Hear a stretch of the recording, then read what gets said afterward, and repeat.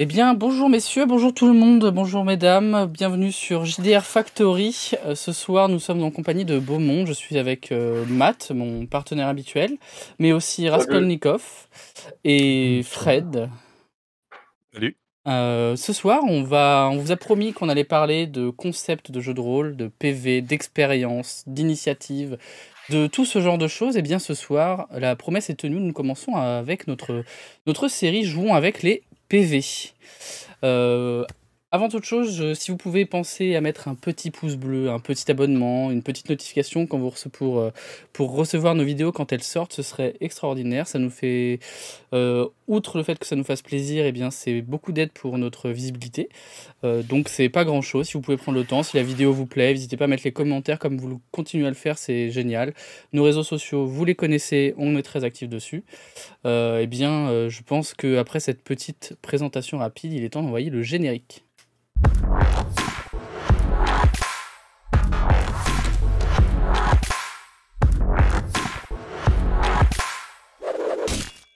Comme je vous disais, j'ai réuni ce soir 3 personnes pour parler de PV, 3 intervenants avec des profils différents, pour des manières de voir les PV de manière différente aussi. Et si vous pouvez d'abord vous présenter rapidement, donc vous présentez votre passif rôliste. Moi, c'est Fred. Je fais du jeu de rôle depuis 1992, ce qui ne nous rajeunit pas. J'avais commencé avec Stormbringer à l'époque. Système. J'ai perdu mon premier perso, j'en ai beaucoup souffert. Et après, on en a perdu plein par la suite. Voilà, depuis, j'ai pu toucher à plein de jeux dans tous les sens. J'ai beaucoup mené de jeux d'horreur. J'ai beaucoup travaillé là-dessus. De plus en plus meneur et de moins en moins joueur. Et puis j'ai découvert les jeux propulsés par l'apocalypse. Ça a fait waouh. Non, d'abord ça a fait qu'est-ce que c'est que ce truc? Et puis après ça a fait waouh. Ça a fait que, un peu par accident, j'ai commencé à développer mon propre jeu qui s'appelle Horrific. Ça doit faire à peu près 3 ans maintenant que je bosse dessus. Donc Horrific, c'est un jeu propulsé par l'apocalypse, jeu d'horreur Lovecraftienne, mais de l'horreur émergente. C'est-à-dire ça joue sans évidemment sans scénar comme la plupart des PBTA, mais aussi sans front, sans aucune prépa, avec un système de cartes, voilà. On aura l'occasion de revenir là-dessus. On pense lancer le full lancement vers le mois de mai, plus Donc un des 6 mois. bientôt, Voilà. vu Ouais. qu'on est en février, d'ici 3 petits mois. OK, Ah! super. Ouais, voilà, j'ai encore du taf. Je viens de mettre la pression à Fred, du coup, avec les dates, pardon. Eh bien, Rasco, ensuite, moi, je te connais bien, tu fais partie de la CAL, si je ne dis pas de bêtises. Oui, j'y suis, joueur et maître du jeu, si ça se dit encore. Et ouais, ça fait, quelques années maintenant qu'on stream nos parties et notre table en physique. Ça doit faire bientôt 3 ans, l'air de rien. Mmh. Et moi, ouais, j'ai commencé assez classiquement, pré-ado, jeu de rôle avec Warhammer V1, donc ça fait bientôt, quand même, hein, 20 et quelques années. Et je me suis jamais arrêté depuis. J'ai beaucoup enfin, étant une ça a été ma passion avant d'être celle de mes potes, donc j'ai beaucoup fait jouer. Je les ai forcés, encore et encore. J'ai joué à beaucoup de licences très classiques c'est un peu l'activité en ligne là qui m'a fait découvrir, plein de gens sympas et qui jouent à tout un tas d'autres trucs, bizarroïdes tels les PBTA et autres, je sais pas, jeux sans meneur et cetera. Et je m'y suis pris aussi et maintenant j'alterne avec, joie, mélangeant les plaisirs, ai-je envie de dire. Voilà et moi, oui, je développe un jeu aussi, mais sans prétention pour l'instant. Enfin, on verra lorsqu'il y aura assez de matière, qui s'appelle Nigredo, qui est un jeu que j'arrive pas trop à qualifier pour l'instant, d'apocalypse surréel. En tout cas, où la psyché, des survivants a tendance à se manifester, physiquement ou en tout cas devant eux. Bref, on verra ça plus tard, lorsque ça deviendra, concret OK. et voilà. Bah, c'est déjà pas mal, en vrai. Mmh. Et enfin Matt, mais Matt, vous le connaissez, donc je pense que ça va être un poil plus court. Je sais pas si tu as quelque chose à nous dire aussi, Matt? Non, normalement, si vous regardez d'autres vidéos du Dare Factory, vous m'avez déjà entendu. Vous le connaissez, Mais vous? non, mais j'ai le même starter dans l'histoire du jeu de rôle que Rasco, donc Warhammer V1, les années 90, tout ça. Et je suis venu à Donjons et Dragons très tardivement, en fait. Et voilà, et donc et je développe aussi mon jeu depuis seulement 1 an et demi, encore loin, encore 1 an et demi avant d'être au niveau. Fred, donc, qui s'appelle Voyage en Pays Fantastique, voilà, qui permet de jouer des aventures rocambolesques et dans des mondes comme le Baron Munchausen, le Cap de Croc, le Chaboté, etc., avec un système Power Basic Apocalypse et avec un traitement des PV un peu particulier, mais ça on en parlera quand ce sera mon tour. Tout à fait. Tout à fait. Du coup, avec moi, 3 personnes de qualité, 3 personnes venues parler de PV, 3 intervenants, comme vous l'avez entendu, avec des profils un peu différents, avec des jeux différents dans leur escarcelle, mais aussi des points de où ils se rapprochent. Donc ils vont pouvoir nous parler de tout ça. Le premier point qu'on va aborder, c'est ce que je vais appeler, on va dire, les PV classiques, la jauge de PV, les hit points à la Donjons et Dragons, les points de vie à la Warhammer, ce genre de choses. Pour ça, je vais commencer par me tourner vers Rasco. Est-ce que tu peux me parler de cette pratique, de comment tu pratiques toi les PV en jeu de rôle avec ce genre de jeu, et quel est son intérêt selon toi? Qu'est-ce que ça apporte à la table en fait? Alors oui, je vais en parler d'un point de vue, comment dire, de pratiquant, quoi, mais pas en défenseur Oui, bien sûr. du système, mais c'est en tout cas une manière de comptabiliser la menace ou l'état des personnages qui m'a jamais trop gêné, qui est vraiment, en tout cas moi, qui me sied pour ce qui est de Warhammer, par exemple, que je continue à faire jouer encore aujourd'hui dans sa V2. Mais oui, il y a tout un tas de paradoxes à utiliser les points de vie classiques, quoi, en ce que ils vont pouvoir diminuer jusqu'à quasiment 0 sans impacter du tout les capacités d'un personnage. Et puis soudain, peut-être provoquer la mort. Bon, alors pour Warhammer, c'est pas tout à fait ça, puisqu'il y a une espèce d'effet miroir et on s'en soucie que lorsqu'on arrive à 0, et qu'après, cela peut provoquer tout un tas d'échecs, enfin non, de dégâts critiques qui vont impacter les membres, l'état de santé selon la localisation du coup, etc. Mais j'avoue que bon, je le laisse à l'entière gestion de mes joueurs, le niveau de leur PV. Et il y a une espèce de statu quo à la table, c'est comme si j'étais pas trop regardant. Et en tout cas, on essaye de s'en préoccuper qu'au moment un peu climax des aventures, quoi, réellement. Donc je sais pas si je suis moi le meilleur exemple, hein, de la pratique classique du je sais pas si tu as Bah des oui, réactions? tu nous as parlé Warhammer. Moi, je sais que je suis joueur à ta table, notamment sur Changelin. Ouais. La mécanique des PV est encore différente parce que pour le coup, il y a un impact mécanique quand tu commences à Ah en oui. perdre. C'est vrai que je la trouve un peu plus subtile, la manière de gérer. Alors c'était les éditions du Monde des Ténèbres, ouais, je sais pas, c'est Mascarade, et cetera, où, du coup les dégâts, et les points de vie sont quantifiés, et le type de dégâts est différencié. Donc les points de vie sont perdus, différemment sur les blessures, contendantes, létales ou Mmh. aggravées. Et effectivement, là, il y a, en arrivant en fin de coche, de ligne, des implications directes sur les jets des personnages. C'est Et vers quoi? Parce que je connais mal il se passe quoi quand tu dépasses c'est certains. des malus, bêtes et méchants de nombre de dés, puisque tu jettes une main de dés, D'accord. avec une valeur de réussite, Mmh. 8 et plus, je crois.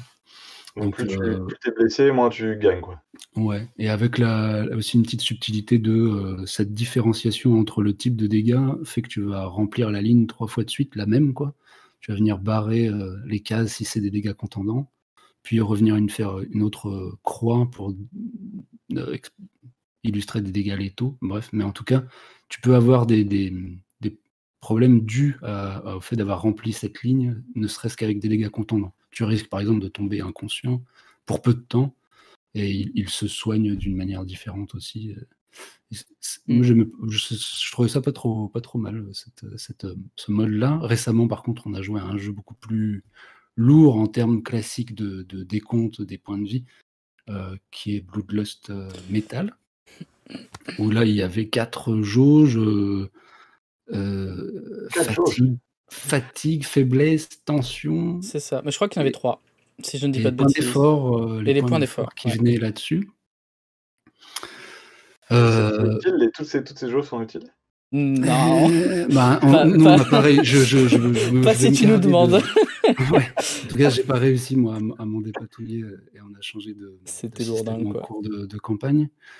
Pour passer d'ailleurs sur Brigandine, qui a aussi une gestion classique des points de vie, quoique, euh, puisque c'est un système qui propose de transformer le PV point de vie en point de vitalité au choix, c'est-à-dire qu'on peut choisir de les gérer simplement comme étant des espèces de points de vitalité par scène. Enfin, ton personnage n'est jamais trop en danger de mort et il est simplement mis sur le côté lorsqu'il arrive à 0 pour la scène, quoi, et revient après une ellipse narrative ou que sais-je. Complètement. C'est quelque chose qu'on trouve dans d'autres jeux, cette idée.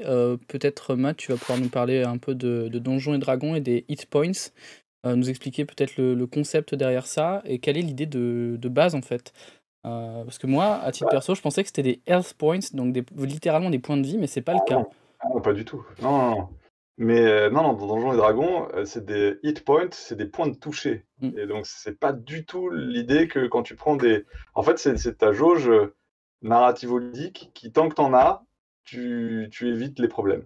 Donc, il y a un souffle de dragon, bah non, en fait, avec le Survival Bright, t'as évité le souffle de dragon. Et quand on lance... Alors, c'est un peu le défaut que moi je trouve là-dedans, c'est-à-dire que t'as la sorte de double punition, c'est-à-dire tu jettes un dé pour savoir si tu touches, donc par rapport à l'armure, et si tu touches, tu jettes un dé qui diminue les chances de vraiment impacter le joueur et de le rendre en fait hors de combat. Puisque techniquement, tant que tu as des points de vie, en fait, bah, t'esquives l'épée, tu vois. Donc moi, quand je masterise ça, en fait, quand tu rates ton jet de toucher sur la CA, c'est vraiment le coup était à l'ouest, très loin de l'autre, aucun danger, etc. Et quand pour moi, tu touches les points de vie et que ça ne te tue pas, c'est du genre, ah, il vient de te couper un cheveu, puis t'as une petite estafilade sur la joue, tu esquives au dernier moment, t'es pas passé loin. Enfin voilà, je mets moi, c'est comme ça que je le masterise. Je sais pas si c'est la bonne manière, c'est comme ça que je le fais.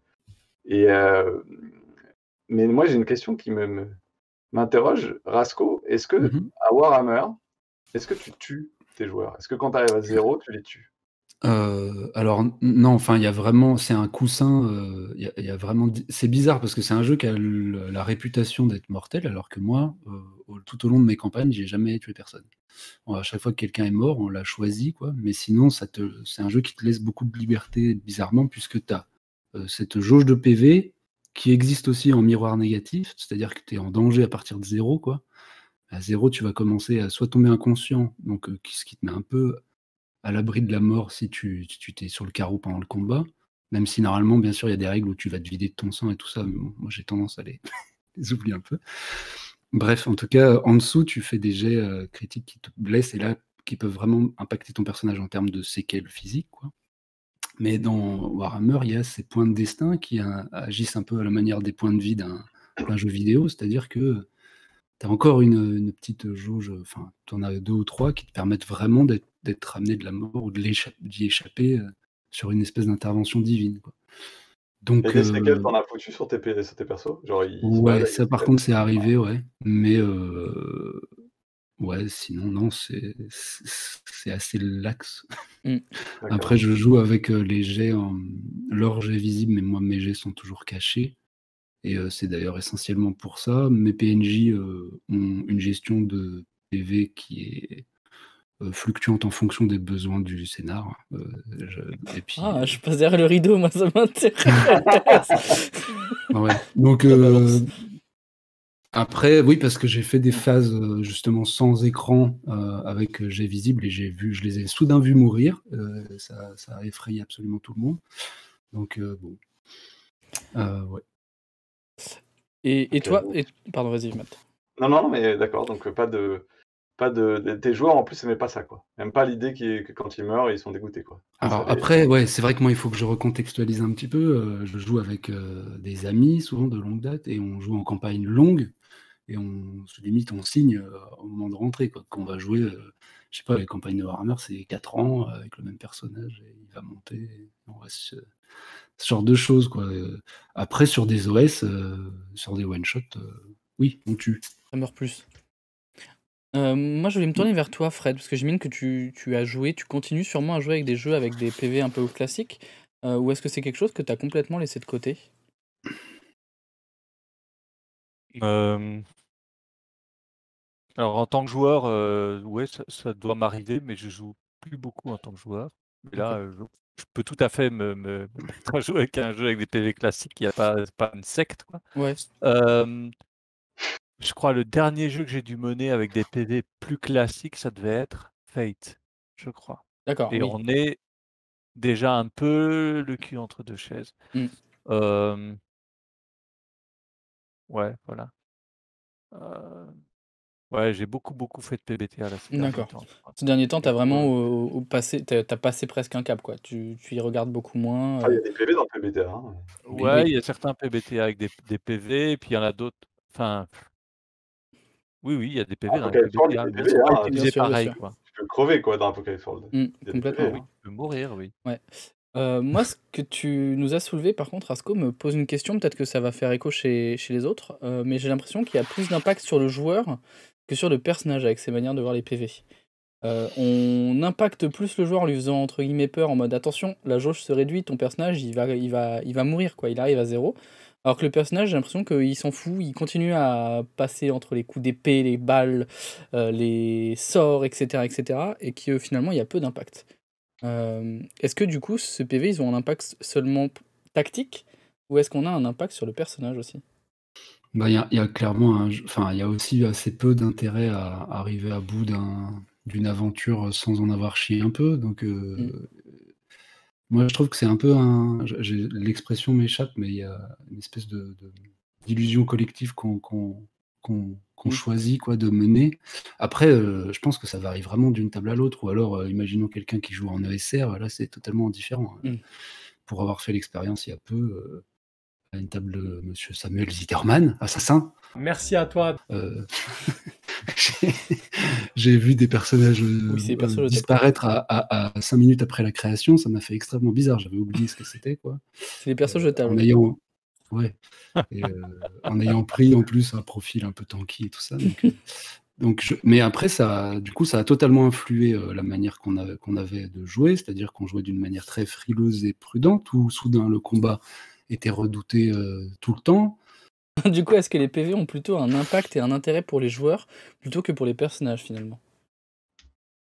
Dans le sens, est-ce que c'est pas plutôt Heu, les joueurs qu'on fait flipper avec la: «Ah regarde tes PV, ils s'en vont, ils diminuent, ils diminuent». Est-ce que c'est pas eux qu'on fait ça flipper? ça peut s'adresser à eux, effectivement, et conditionner, la manière dont on approche, le jeu, ouais. Mmh. J'avoue que moi, la seule fois où j'ai fait peur à mes joueurs dans un jeu de rôle, c'est quand c'était à Néphilim. Et Shadow of the Demon aussi. le- ouais, ça c'est autre chose. C'était à Néphilim.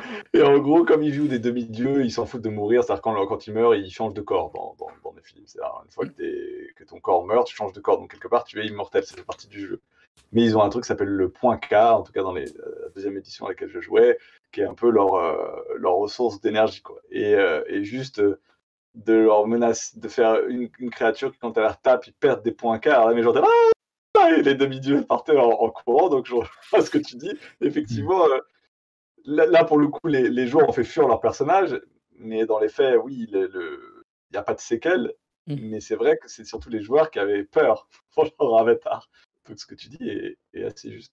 C'est pour OK. ça que je trouve que demander à Rasco s'il faisait les séquelles à Warhammer, parce que pour le coup, voilà, j'ai fait la campagne impériale, j'ai joué à Warhammer, le MJ était plutôt gentil, mais bon, j'ai fini, moi, mon personnage, et avait à la fin peur des poissons et avait une dent en moins. Voilà, tu vois, donc il avait été quand même gentil avec nous. Ouais, effectivement, ça Avec va. il était devenu obsédé par les morts et il fallait toujours qu'il les bénisse, alors que même s'il n'était pas prêtre. Surtout, il avait vachement joué sur la folie plus que sur la Mmh. santé.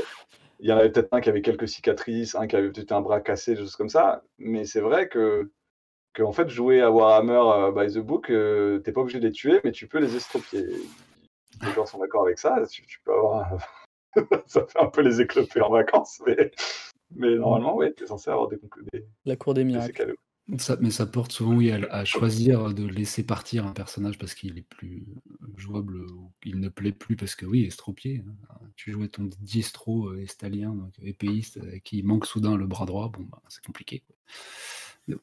Effectivement, c'est une porte de sortie, quoi. Mmh. On a fait un petit tour sur les PV un peu classiques. Moi, je vais me tourner vers Fred. Est-ce que Fred, tu peux nous parler un peu d'Horrifique? Parce que moi, j'ai beaucoup apprécié l'approche que tu as dans le jeu.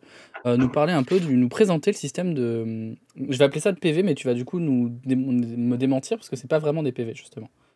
Ouais, c'est un système de blessure Mm. plutôt qu'un système de points de vie. Donc, en gros, c'est dans Horrifique, sur la feuille de perso, le joueur, la joueuse a 6 options de blessure. Ici, je les ai sous les yeux, donc je vais les lire. Vous êtes sonné, désorienté, vous êtes entaillé, vous saignez, vous perdez l'usage d'un membre, vous êtes grièvement blessé, vous tombez inconscient, inconsciente, vous êtes mort, morte. Mais c'est pas une jauge.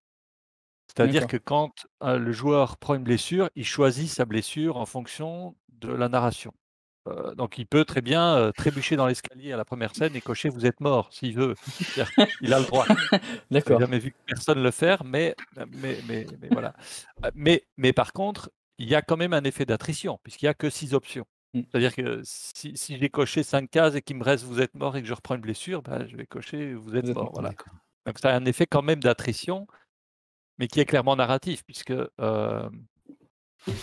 d'abord on choisit ce qui arrive au personnage, D'accord.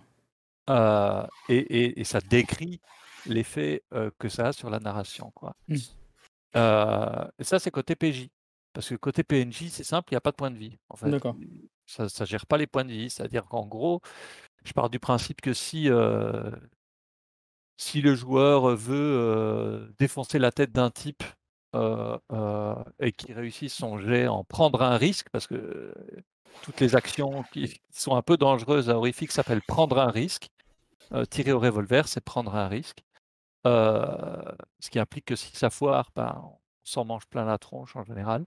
Mais disons qu'il réussit, il veut fracasser la tête d'un type et il prend son risque et il fait 10+, bah, la tête du type est fracassée. Enfin, il raconte comment ça se passe, donc l'idée dans Horrifique, c'est d'émuler des nouvelles de Lovecraft et donc les combats sont pas du tout un truc, prioritaire, c'est même, ultra rarissime, en général, Mm. il voit apparaître un truc et il se barre, en fait, la D'accord. plupart du temps.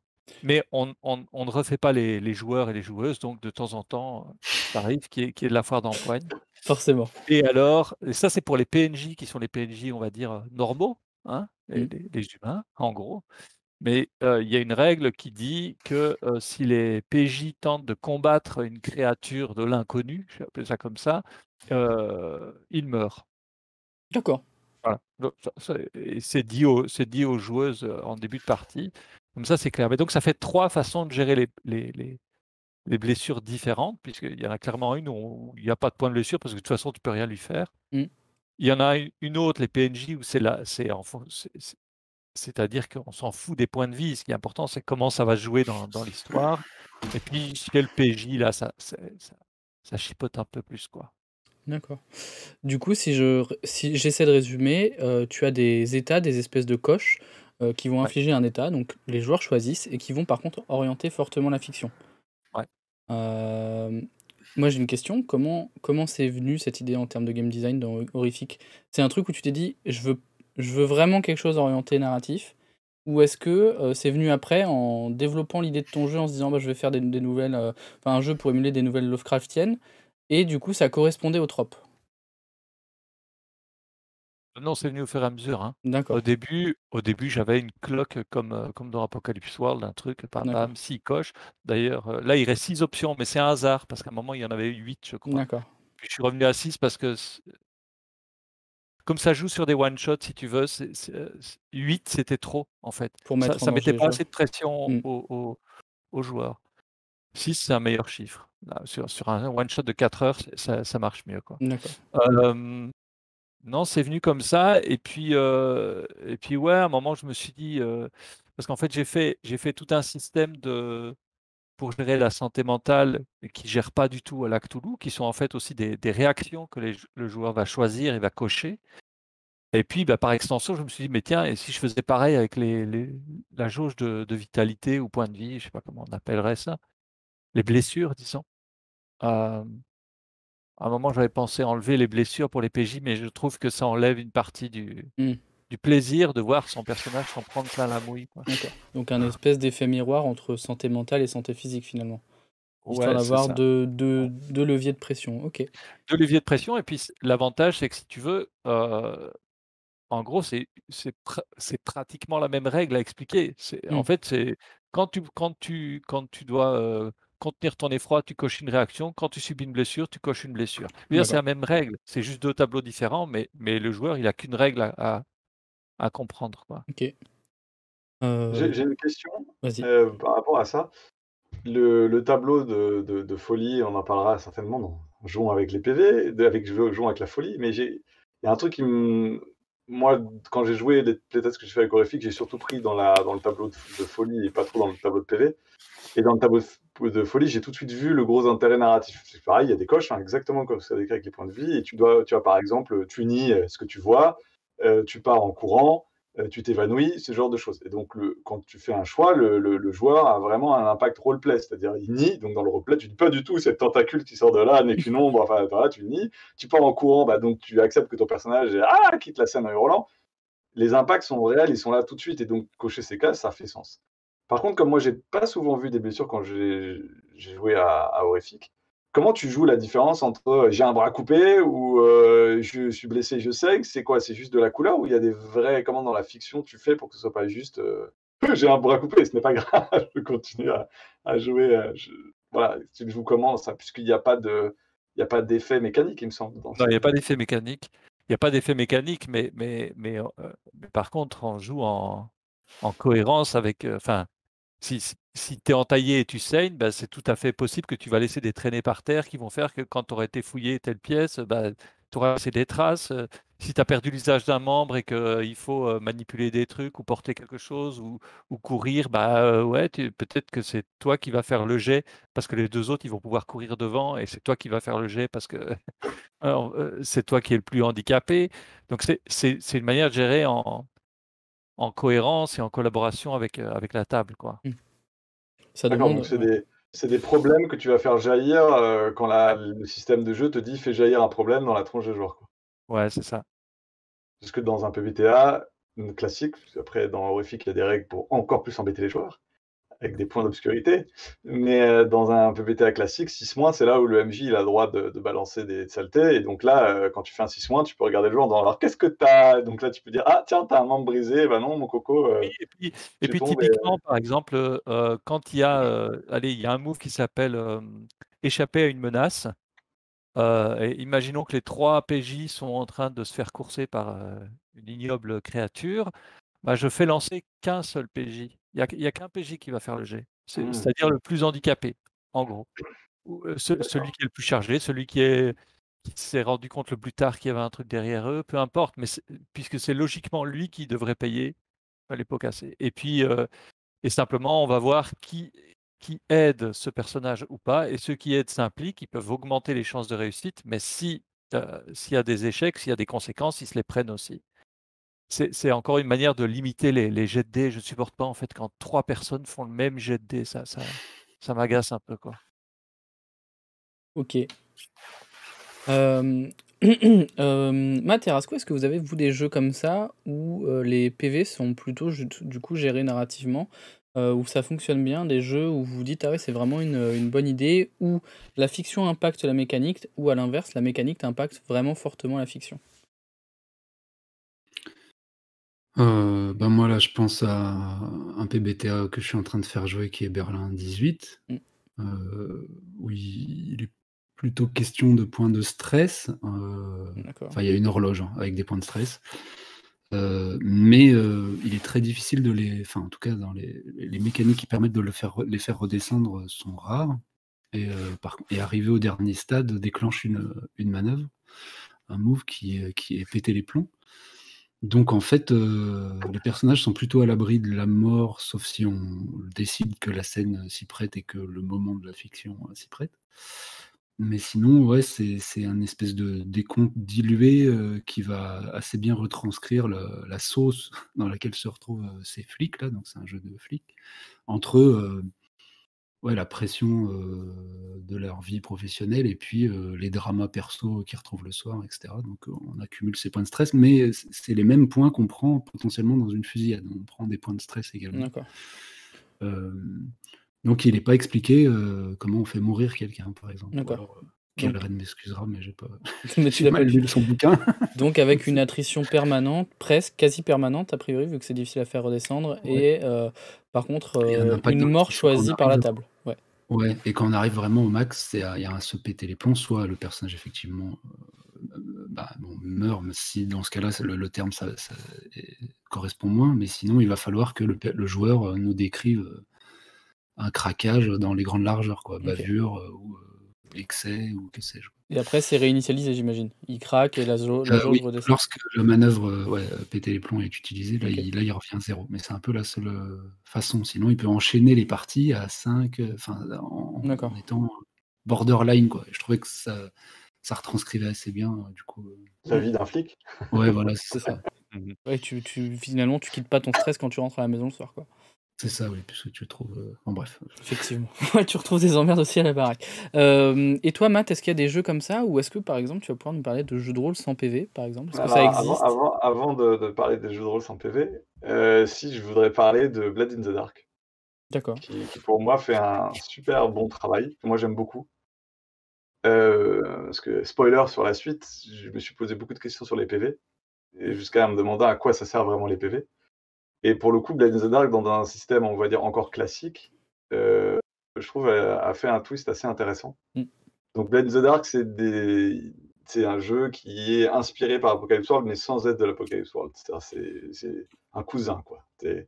Le créateur de Blood in the Dark a beaucoup travaillé sur les PBTA, et puis il s'est dit après, tiens, je vais remettre des trucs à moi, revenir un peu dans le plus classique. Et il a essayé de faire une sorte de chaînon manquant entre le jeu classique et le PBTA. Et donc dans Blood in the Dark, tous les joueurs ont une jauge, une méta-jauge, qui sont les points de stress, et que tu ne touches que quand tu veux limiter la fiction et les emmerdes qui t'arrivent. C'est-à-dire que tu vas jouer, tu vas faire des jets. Les jets que tu vas faire, c'est comme dans les PBTA. Alors, tu lances pas 2d6+, tu lances plusieurs d6, mais les d6 vont te donner des résultats qui vont être gradués par tout se passe comme tu veux, ça se passe comme tu veux, mais il y a un coup et il y a une complication. Tu as ce résultat en 3. Et donc, quand tu as des complications ou quand tu vas merder, le MJ va te décrire quelque chose, du genre, le gars te saute dessus avec une lame, et là, la lame se rapproche, elle se rapproche, et tu sens qu'elle se rapproche de ton cœur ou de tes côtes. Tu ne peux rien dire, et tu vas accepter alors une blessure. Et donc, dans Blood in the Dark, il y a un endroit où il y a des blessures de différentes gravités, qui ont des effets directement mécaniquement. C'est-à-dire, tu vas avoir des dents en moins, tu vas moins bien réussir tes actions. Enfin, ça a un impact directement dans la mécanique, en plus d'être un impact roleplay. Et donc, tu peux accepter, tu dis, OK, je mange la blessure et je ne touche pas à mes points de stress. Et donc, je prends. Évidemment, la majorité du temps, tu vas vouloir dire, non, je ne veux pas que ça m'arrive. Après, c'est autant le coup d'épée que, attention, tu vas ouvrir la porte, un garde va te voir. Ou tu sautes par la fenêtre, attention, tu risques de rater vu ton jet de dés, tu n'as pas fait le succès majeur, tu risques de te rater quand tu vas te rattraper. Ou voilà, c'est pour tout.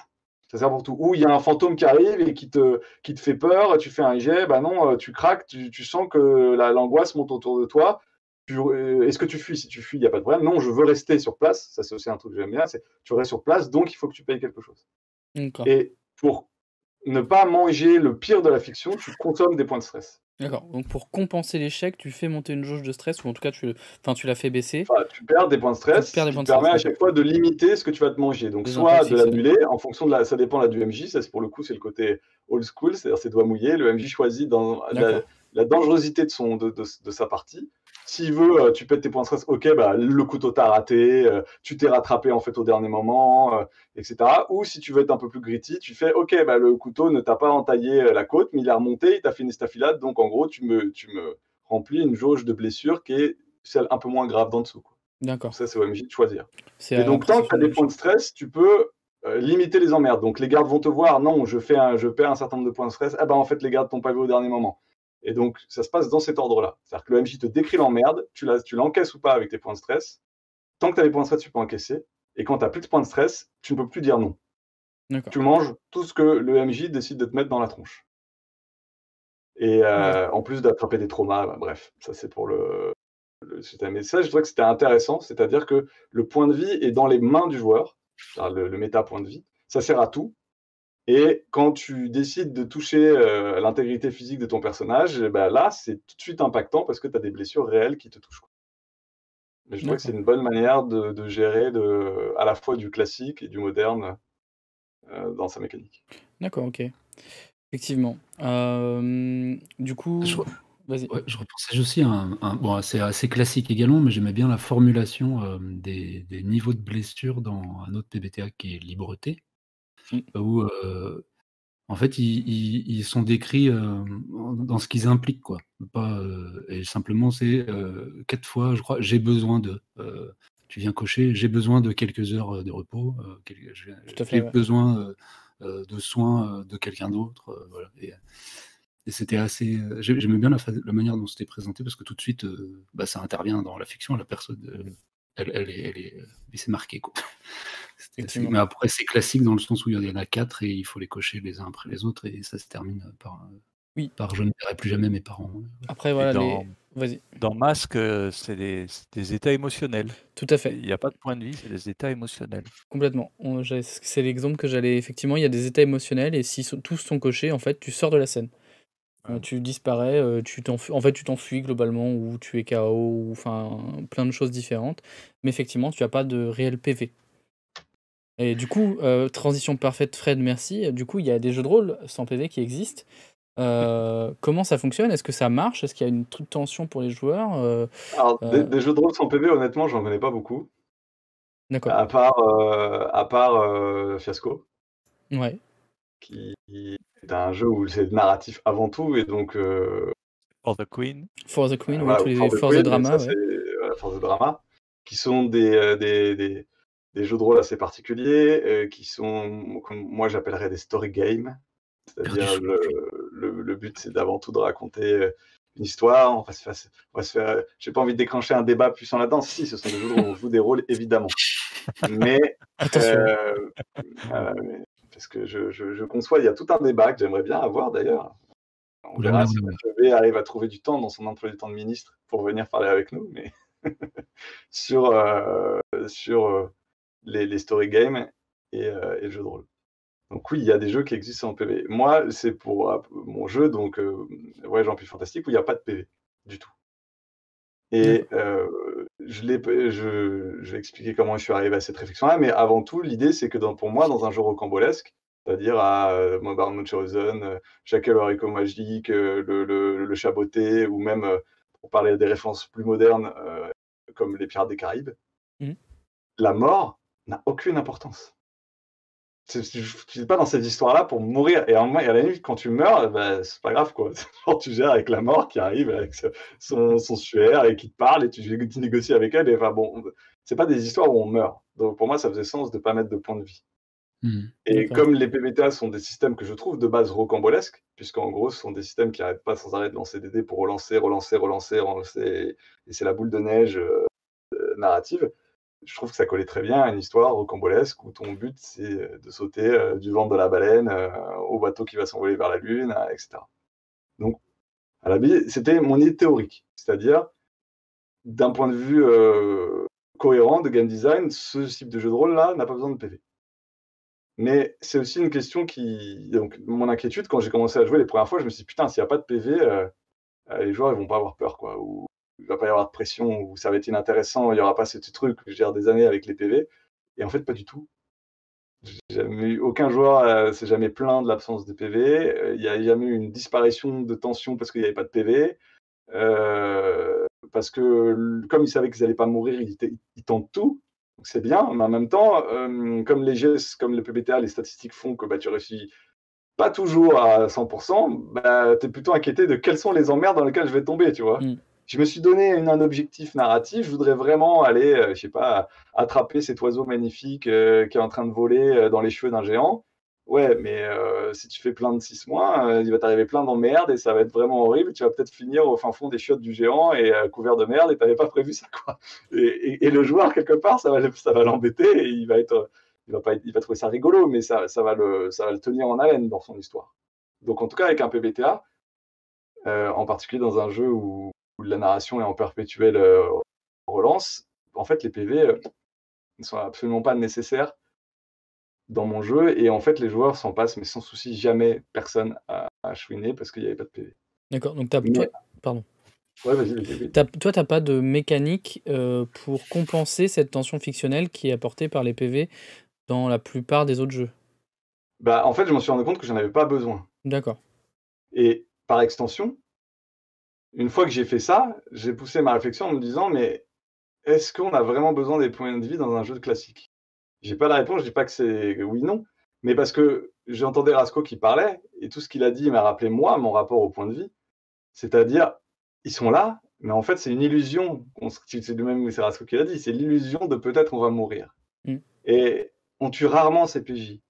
Et quand il y a des règles d'incapacité, de blessure, on les utilise rarement, sauf si évidemment on est dans un délire OSR et tu respectes ça, tu risques de mourir et de changer ton personnage, etc. Et donc tu vas au bout de la logique, et là c'est normal qu'il y ait des PV.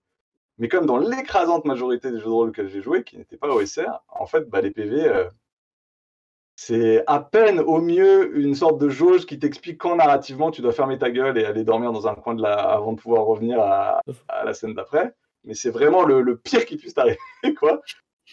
Jusqu'à un moment, je me demandais, mais est-ce que dans tous ces jeux de rôle, tous ces game designers aujourd'hui qui font des jeux, qui ne sont pas des OSR, donc qui n'assument donc pas que tu dois mourir, si ton but c'est pas de tuer les PJ, pourquoi tu mets des points de vie?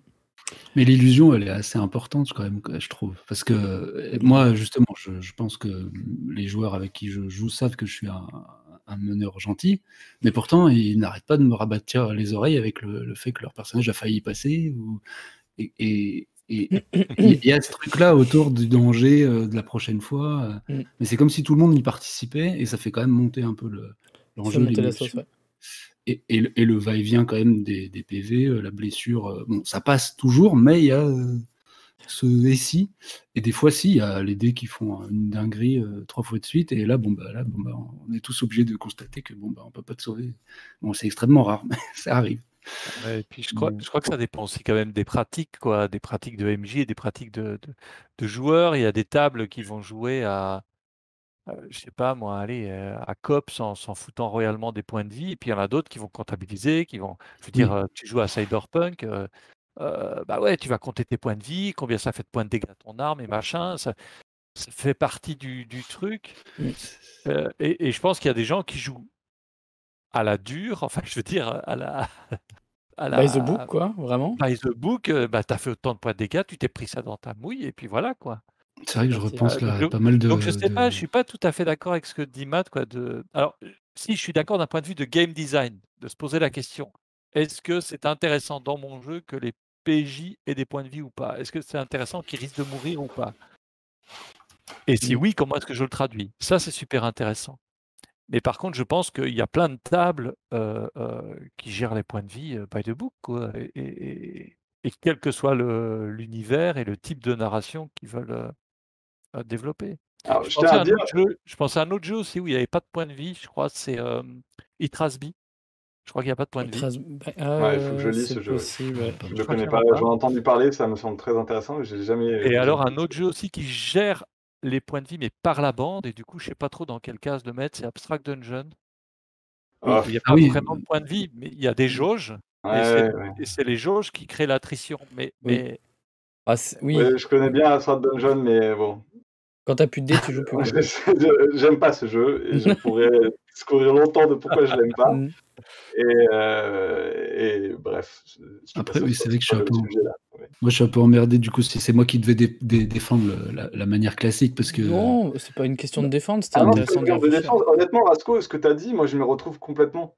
Mais c'est sûr que des gens qui jouent à Warhammer, parce que pour avoir, du coup, regardé quand même pas mal de tables, et je me dis aussi la pratique virtuelle m'a montré vraiment qu'il y avait des gens qui jouaient, et à Donjons et Dragons aussi, par le biais de jets de dés automatisés, où là, du coup, il y a zéro marge de manœuvre pour sauver un PJ ou quoi. Et même, alors par contre, je suis halluciné des fois sur une battle map de voir vraiment les joueurs gérer tous leurs jets et leurs combats quasiment en autonomie autour, mais à te dire, je suis mort, mais tout seul dans son coin. Mais du coup, il ramène un aspect tactique qui, moi, m'est étranger, quoi, au combat, avec vraiment des positionnements, etc.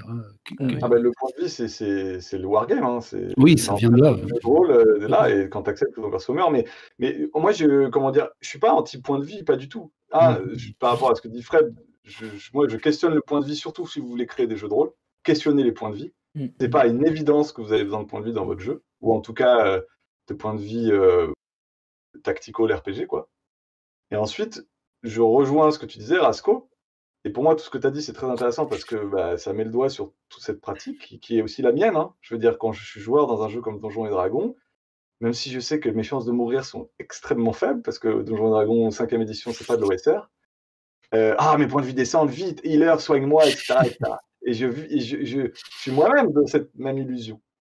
Mais justement, après, je me suis demandé si cette manière d'aimer les points de vie, ou de vivre avec les points de vie, de les gérer autour de la table, est-ce que c'est pas de l'atavisme rôliste? Et ça va être l'habitude. On a tellement l'habitude de faire comme ça, on a tellement l'habitude de manger du fromage avec du pain que, tu vois, on mange du fromage avec du pain, quoi. Donc, et en plus, c'est vrai que j'y pense, ça me fait penser à un autre truc.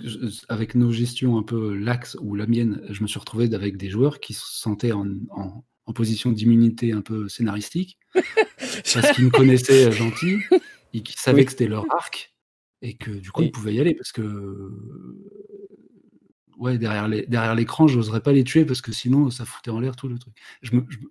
Bon, ça existe. Mais c'est très, pour moi, ta manière de masteriser est tout à fait aussi valide que celui qui tue ses joueurs. C'est pas ça que je dis, c'est juste que les points de vue, c'est un outil qui a fait ses preuves, qui marche très bien, qui est issu du tactical RPG, et j'ai rien contre les PV, pas du tout.